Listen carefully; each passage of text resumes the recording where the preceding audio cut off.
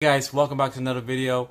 As usual, before I get started, do me a favor, hit the like and subscribe. If you're new to this content, to my current subscribers, thank you for returning. So let's just get right into it.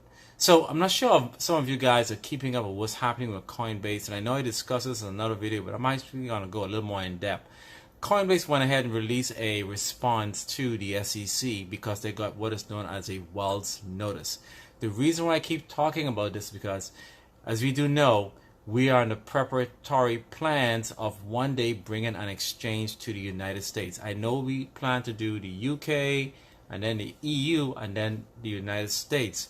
But this is something that we all need to be aware of and pay attention if you can. But if you are not paying attention to it, I'm going to give you a good little summary of what's really happening. So a Wells notice was actually issued to Coinbase. And we do know Coinbase is based here in the United States, to let them know that it's a formal notice that after a thorough investigation, they have realized that there's been some infractions that has actually been committed by Coinbase. Meaning, A, they have listed tokens that are considered to be securities. Now, the SEC have listed several tokens that they consider to be commodities, but they haven't really explained what are those tokens or what are the name of those tokens that they consider to be securities. Now, the reason why Coinbase feel as if they're being investigated for unforeseen reasons, and they want to go ahead and resolve this as quickly as possible because they're going to be wasting a lot of taxpayers' money. But Coinbase basically let them know, we're going to go ahead and fight this. This is still a Safemoon video because we don't want to get into this situation at some point in time, and this could be one of the main reasons why John actually has went to Congress, or to try to build a rapport with some government officials to establish some sort of relationship. Because what this is going to do is help him to be able to navigate or be able to understand the laws that the federal government is actually enforcing. We do know that due to FTX, Gary Gensler has now come up with different rules and regulations that he now wants to really enforce. I am in full support of Coinbase, because if they had seen this issue all along and they realized that they had some infractions that were obvious, they should have not given them the license in the beginning. The fact that they're going back and doing this later on, it actually does not look good, and it's a waste of taxpayers' money. So Coinbase is basically fighting. So again, we need to pay attention to this.